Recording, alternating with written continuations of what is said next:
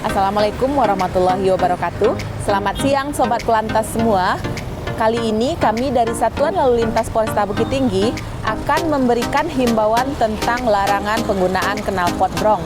Yang mana knalpot yang tidak memenuhi persyaratan teknis dan layak jalan melanggar pasal 285 ayat 1 Undang-Undang Nomor 22 Tahun 2009 akan dipidana dengan kurungan paling lama 1 bulan dan denda maksimal Rp250.000.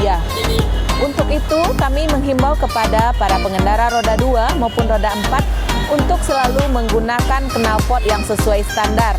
Yang mana jika Anda nekat melakukan pelanggaran akan berefek seperti beberapa petugas kami yang telah melakukan penindakan knalpot brong terhadap kendaraan roda 2 dan kendaraan roda 4. Demikian yang dapat kami sampaikan tentang himbauan larangan penggunaan knalpot brong. Selamat siang.